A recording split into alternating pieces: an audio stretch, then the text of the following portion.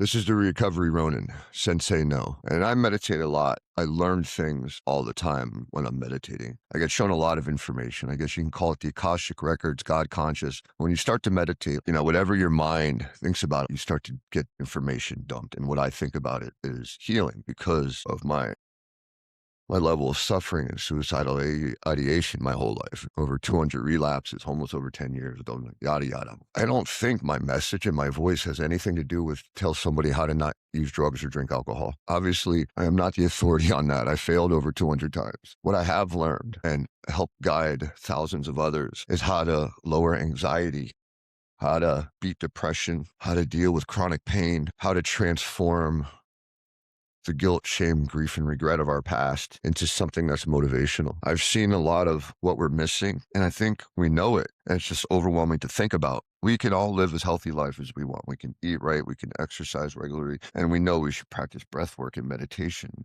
and yoga. Like, we have pain, we feel lonely, and we don't know what to do with it. I had no choice, right? My obsession of this, and I had to learn to deal with the suffering I was born into and that I carried with me. And in that process, I did learn some stuff, and I've healed myself out of a wheelchair. I deal with severe chronic pain my whole life. I have hundreds of spasms on average a day. I struggle to sit in chairs for a long time. My legs go numb. I wake up on an average of 3 to 7 times a night, screaming in agony, my whole body in spasm. Because every time I lay down, that's been my whole life.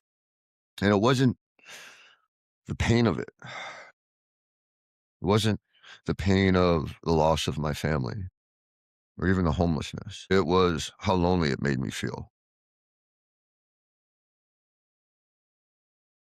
How much I hated myself. And when I came into recovery, God, there was so much hope there. I wanted it so bad.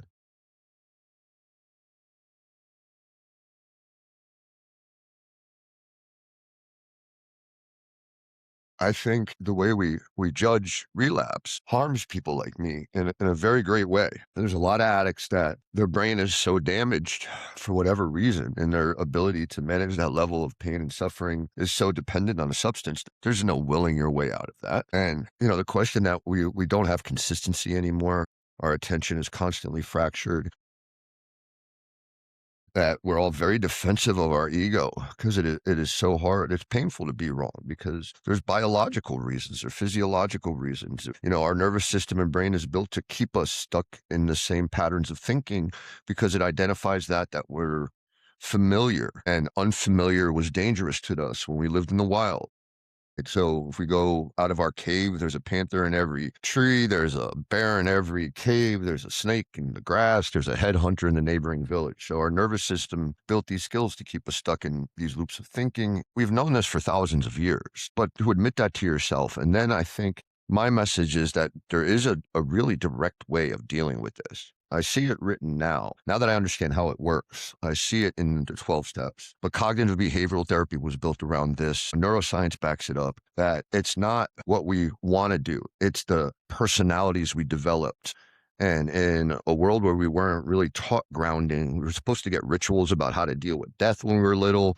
We were supposed to understand what a good, strong man is, what a good, strong woman is. There's supposed to be multiple adults that worked very hard on maturing around us. Most of us got nothing like that. And it's okay. The first thing I realized that, my 12-year-old nephew at the time when I was 37 made better life choices than I did. He was obviously smarter than me and more emotionally mature. And I had that big awakening that I was never a slave to heroin. I was fighting the wrong battle. I fought with everything I had against heroin. I thought that's what the steps were about. I thought that's what meetings were about. Just don't use, just don't use, just don't use. The truth was there was no willing my way out of that.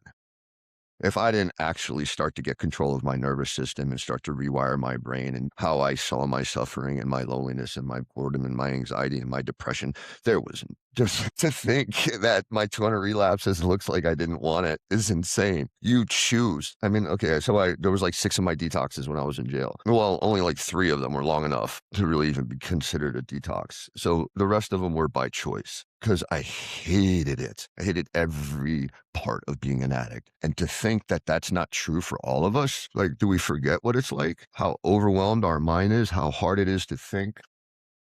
The sensations that override your brain, the anxiety, the depression, the loneliness, the boredom, your brain reaches for the substance because it doesn't know what else to do. You can't will yourself out of that. I think the evidence is so abundant, and we've known this for 70 years. Like, we mapped this back in the 1956 when we decided addiction was a disease. So we ignore this fact. And again, I'm not attacking a culture. I don't know how to tell somebody how to stop using drugs, but I have figured some things out about controlling what we can control. We know perceptions. Shoot, we even call a spiritual awakening and recovery a change of perception. What I've done is built these skill sets on how to control perception using different contexts. So one is little things like stubbing my toe, traffic on the way home, right? I see it now as opportunity to work on getting control. These are little things that don't really matter, right? And in those moments, as they come up, you just take a step back and you practice it, all these little things. And then the second one is you set goals. Like, I started saying hi to people and holding doors everywhere I went in. And a lot of people didn't say hi back or didn't say thank you. And I had to process that because my initial reaction was like, who do you think you are? Right? Like, I was all big and bad and you owed me some apology. And then why am I holding the door? For validation or to be a decent person? I don't know what you're going through, right? So I processed. I started changing my perceptions, my attitudes by using these skills. Another one was I would sit and I've taught patients to do this. I call it metacognitive restructuring. I don't do trauma. I always ask them to do something in the last couple months if we're going to do something from the past. I let them choose past, guilt, shame, grief, regret, future, worry, stress, anxiety, or gosh, I'm blanking on the other one. It's been a couple weeks since I've done it. Anyways, let's say they choose past. I say, don't pull up childhood trauma, something you feel guilty or shameful for in the last couple of years. And then I guide them through this. It's not really a meditation because it's much more focused. So it's like a practice of metacognition while using yoga nidra, non-sleep deep rest to get somebody in different states so that they have a whole experience with the way they see the past. And so I calm them, breath, focus, relax their body. Ask them to drift their mind. I have them come up with the thing before. What do you know, the thing they feel guilt, shame, grief, or regret in the last couple of years, losing a dog or disappointing a friend. And then I say, okay, notice how it comes up in your body. Notice it in your heart. And I let them feel it. And I say, name it, give it a name, understand it. Now take a deep breath and I guide them through surrendering, letting their body soften and their mind start to let it go. And then I have them beforehand think of something that makes them feel forgiveness, usually like a loved one asking them for forgiveness, or even something that makes them feel warm, right? A good memory, playing with a friend, being held by a parent. And I have them pull that memory up. Again, before the practice, I tell them to come up with one, make sure everybody has it. And then when they get there, right, I say, now notice that. Notice your heart swell. Choose. This is how I choose to perceive.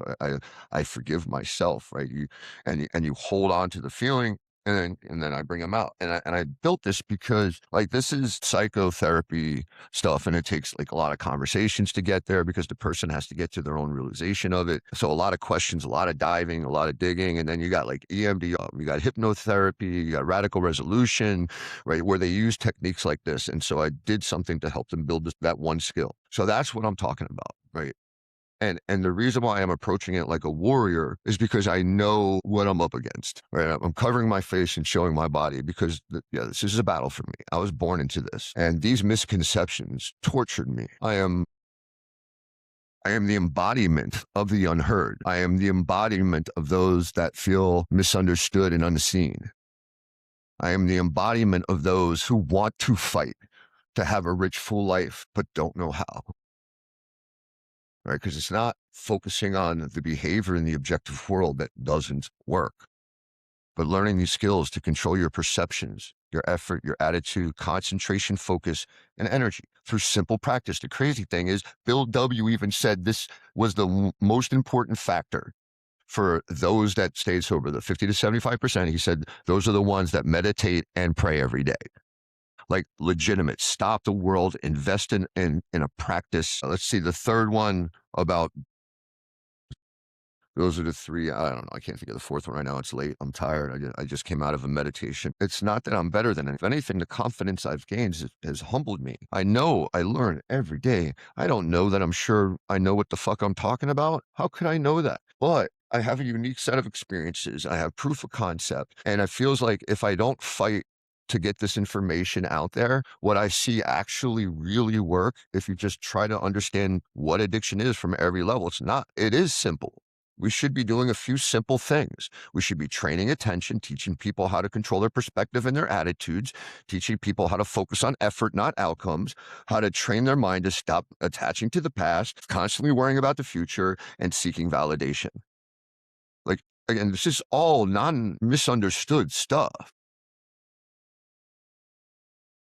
It's just how to navigate all this is the thing that I think I figured out. And because I was so bad, so desperate, and I don't know, I don't know why I didn't die. I overdosed so many times, especially when I got that money. I was disappointed every time I woke up.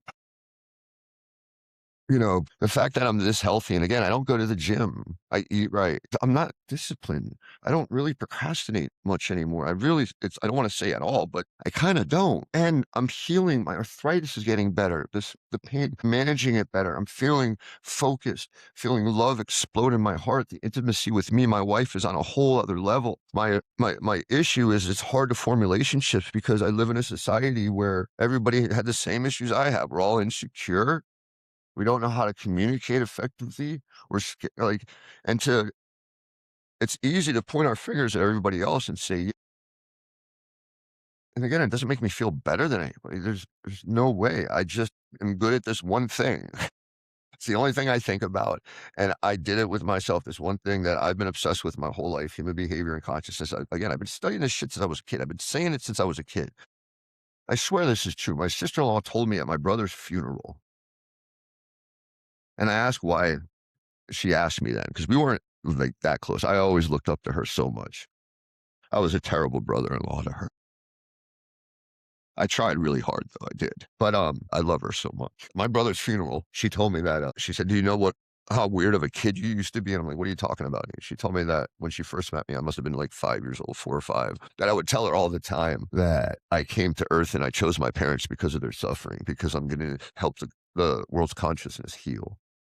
I mean, the way I've always said it in my mind, and to be honest, I still don't believe this, and it's not like I'm a messiah or anything, because I'm not talking about like worship or God. I am talking about a technical way of understanding spiritual awakening, like realizing that it's training your brain to focus on truth, not lies, love, not fear, abundance, not scarcity, gratitude. You can just train yourself. It's all perspective. The 2 guys can be doing the exact same job. One saying, "I hate this. I want to kill myself. I can't believe I have to do this every day to support my family." The other one going, "Oh my God, look what I get to do. I'm so lucky. I get to do this to support my family." They're doing the same thing. It's all perspective, right? That's how human beings operate. The crazy thing, we can train perspective. We can't will ourselves till new behavior. And as you start to do this, you build confidence. Every time you build one little skill, right? It's not about the outcome. People always think this, right? If you're going to like do the morning routine, I just made the video, get your feet on the earth, breathe, get sunlight in your eyes, and do a metacognitive exercise, a mindfulness exercise, meditation, and a cold shower or a cold plunge. Just that will radically start to increase, right, the neurochemistry in your brain, help neuroplasticity take place, create new healthy neurons, anti-inflammatory, on and on and on. Like the benefits are off the charts, and especially the things that addiction are affected by. But it's not even the outcome. It's the winning. It's those little excuses, right? Where we say we're going to do something good for ourselves. And every time we listen to an excuse, like we know the truth. Like that's the crazy thing about procrastination. It's a lie. The more, like every part of our well-being, even our emotions, are tied into effort towards meaningful goals. Right? Every internalized positive feeling is effort towards meaningful goals. Our epigenetic genes respond to it, anti-inflammatory, again, on and on and on, right? And we know that. And we've always had the same experience. If I make an excuse and I don't do the thing I knew I wanted to do, I felt like shit. I never felt better. Even if I was sick or my back hurt, every time I know I get up and I start doing things, I usually feel better. Especially if I'm willing to let go of feeling like shit. So we've never had a different experience. Procrastination builds us with guilt, shame, grief, regret. Showing up fills us with positivity, joy. But because we're focused on, well, what's it going to give me? What's the outcome? It's not about the outcome. The whole point of these goals isn't what happens in the objective world.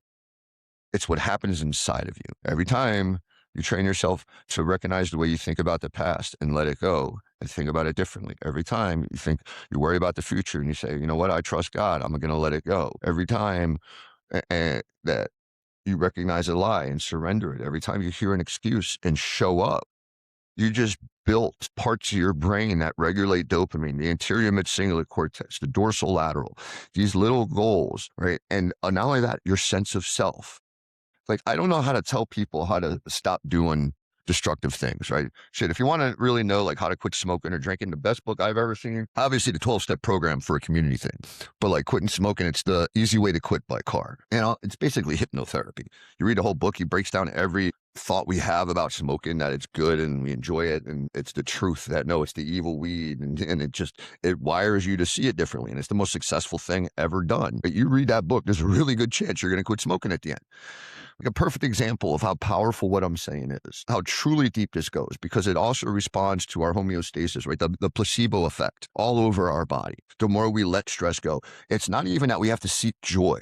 Letting go of stress is joy, right? Because then you're just dealing with life and you can have an open mind and you can appreciate everything. But presence, right? Where you're giving your best in the moment, where you're not like telling yourself, this sucks, I don't like this, right? You're actually going, oh, what an opportunity, focus here. Like, and you're learning to control how you think and how you feel and how you react. I forgot where I was going. The sense of confidence that builds. That's right. So quitting smoking. I don't like stopping behaviors is really hard, but building good ones is a lot easier. Because all you got to do is surrender an excuse. Because stopping a bad behavior, you have all that neurological stuff, the craving and all that. That's a whole other level. And like, it's crazy. We think people can't stop themselves from eating chocolate after 10 o'clock at night, but they're going to stop themselves in an amygdala hijack on their worst day of their recovery when the liquor store is right there. It's crazy. That's not really a thing. I mean, you hear 1 in a million where somebody was like at the high state of craving and they played the tape through. It's 1 in a million. That's not like, that's a crazy way to think recovery works. And that's what I hear all the time. I even had a guy that was a therapist for 24 years in a smart recovery meeting tell the group that we're here because of the substance as the problem, and we have to learn how to say no. My mouth was just, what, dude, what? And I argued with him and I proved him wrong really, really bad, because I said, ask them. Like he said something. I was like, that's not true at all. Like he said they would know why they use, and I was like, ask. And nobody in the room at all had a clue what he was talking about. I think a lot of the stuff in the culture is built because of the age we're in, right? Just like everything else, it's gotten more comfortable. The ability to critically think things has gotten more challenging. And again, I'm not against the recovery community. I'm not here to tell anybody to stay clean or sober. But if you want to learn how to truly heal, build confidence, right? I've got 100 hours of this stuff on everything. How to use these skills, like combining all the best science.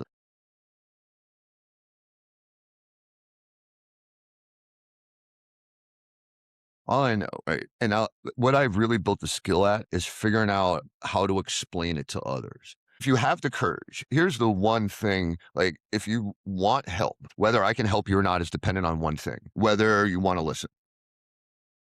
That's it. If you want to listen and, you realize you want to have healthier habits, then I can probably help you, because I can help you understand what's really wrong. We think it's like this choice that we live in the state of free will all the time. People really think this. I ask them all the time, like the serenity prayer. Everybody knows what you can't control. And I always ask everybody else and everything else, okay, what can you control? Look in and go, can you control your behaviors? Everybody says yes all the time, because that's what everybody thinks.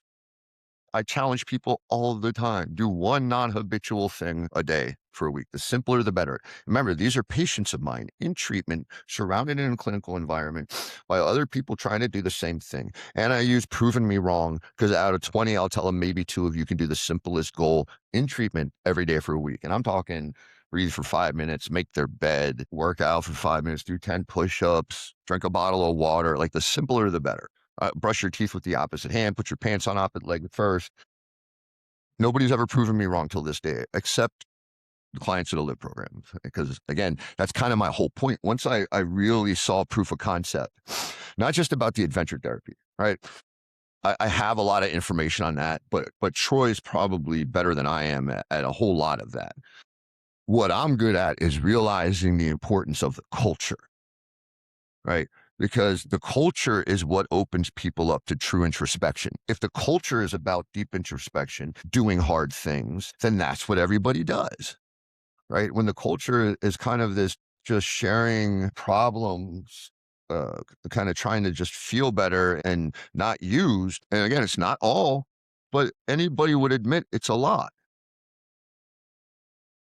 And I hope that we start changing the conversation to kind of move into the 20th century because we got all this information. Like the fact that we're scared to combine what we understand about neuroplasticity and neurobiology and really specific things to do to really help the regions of the brain affected by addiction. That's wild. Like that's kind of the whole reason why I have to be a warrior. It's because of that thing, that gatekeeping. I'm saying I'm not complicating it. I agree with Bill W. What I'm saying is, hey, there's information here too. Like they said they wanted AA to always grow. I'm not saying I'm trying to bring it into AA, but just the conversation. If I ever talk about neuroplasticity, neurobiology, how to maintain habits, if I ever go deeper than just saying the cliches and the things, I usually get told I'm just overcomplicating everything. And yeah, there's definitely over intellectualizing. If anything, I think it's the opposite. I'm trying to seek truth in all these different things because honesty is a motherfucker, right? If you don't know how you lie to yourself, like if you haven't, let's just say, I guess there's a scale to this, right? Whatever personality you had when you hit 18, if it's still the same personality, then you're probably fucking, still pretty immature. You haven't learned a lot. Like if your opinions haven't radically changed, unless you're one of the few that had a very stable, mature personality type when you were 18 years old. Because there's people like that. There's Tim Tebow's out there and, people in that realm. But for the vast majority of us, shit, growing up in today's world, man, it's complicated. Navigating where to put your energy, why to put your energy there, what meaning, what purpose, what connection, how to process death, how to learn focus in a world of constant distraction, how to ground yourself with spiritual values in a world that taught you none. And everything's performative. Like I only learned values from watching movies and reading comic books. Books still make me cry. And once in a while, like it'll hit on like Wolverine and his heart opening or like I don't know, some kind of sacrifice, right? And I'm all caught up in it because like that's my idea. I mean, I had heroes. I had Walter Payton, the other one was Rocky. Right? There was definitely people I looked up to, but I didn't really maturing, right? Where the way I talk meant something. If I say I care about my family and myself, that means then I owe my health. That's the honest truth that I think a lot of us don't want to deal with. And the fact that I was just reading the big book and I got this from meditation, how to measure spiritual wellness. And it was difficult to figure out. But again, I didn't come up with this, and I don't know that it's right, but this is just what I got told. How high your self-love and self-care is. Because if you have people you love, what you owe them is your best self. Because that's how you can be the most service, because that's what you want to do, right? If you love people, you want to be there for them as much. You want to be their champion. You want to be their hero. You want to be there when they're in need. That's, what love makes you want to do for somebody. And so the healthier you are, the better you are at all of that. And how high is your service? Like whatever that means to you, right? Learning because you're human beings. Life can't just be about making me happy. What makes me happy is effort towards meaningful goals, right? So my meaningful goals is to help people heal, to be the best husband, to be a great friend. And what I realized, like, it's definitely complicated. I mean, there's a lot of people I can't be friends with because of my personality. Um, I'm very loud. I'm very opinionated. I kind of control it, but what I did is I steered it. And yes, do I piss some people off? Yes.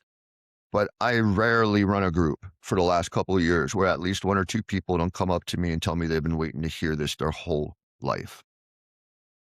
And I'm supposed to what, right? Because there's people that are so ideologically attached to the ideology that I shouldn't say things because they might get their feelings hurt. Well, maybe they need to open their mind a little bit. I don't know, but I'm a clinician. My job's not to just reinforce everything about the 12-step program. And I never talk shit about the 12-step program. I am honest about the culture, right? Do I know I'm right about it? The evidence is kind of there, but no, I don't know I'm right. It seems that it's not working at the levels it used to. And not only that, the continued health metric of most people today is pretty limited. Again, all the things I just talked about, it's not because we don't want to, it's because of these cultural reasons. We didn't get grounded. We really don't have an identity. It's impossible to navigate the world. We got a million things going on all the time. And then you got constant entertainment in your face, and you got a million decisions to make: how you eat healthy, how you exercise, how you make time for meditation, mindfulness, how you make time for your friends. I walked into a group room about a year ago. I had 116 things on the board for balance from the therapist before me. Right. And if we're not honest that we don't know what the fuck we're doing, like, oh God, please, does anybody know how to become more secure in this insane world? Then I don't know. I mean, maybe, you're just that much more evolved than most of us. I don't know. And I don't think I'm ever going to convince anybody like that to listen to me anyways. So I guess that's where I'm going to end, right? My message isn't for those that are never going to want to listen to me. They're just going to see me as an enemy, and there's nothing I can do about that. There's no way I could approach this where I'm not gonna have that happen. Not one I can think of. It's the whole reason I'm kinda making a warrior. It's a joke, right? I got a phoenix on my head. I got this thing. I'm trying to make myself a character because I don't want the attention. You don't think I know I'm gonna get people laughing at me? It's the whole point. Like, I don't care. This isn't about validation for me. This is about some obsession I have and some things I figured out and some things I've seen work that seem like it could really help some people, especially people really ready to open their mind and realize that there's more to this life than just survival. That I want to thrive and I want to fight for it, but I really don't know how. I didn't either. And that's what I've learned is how to fight for it, where we should start, right? It's not about behaviors. Everybody knows to do that. Everybody knows you should do all these healthy things. The goal you start with is metacognition and restructuring the way you perceive and your attitude, and stop listening to excuses. You practice focus, training your focus. If there's a goal, that's it. Right. And it seems pretty obvious that that's where we should be starting. All right. Nighttime Recovery Runner's first episode signing off.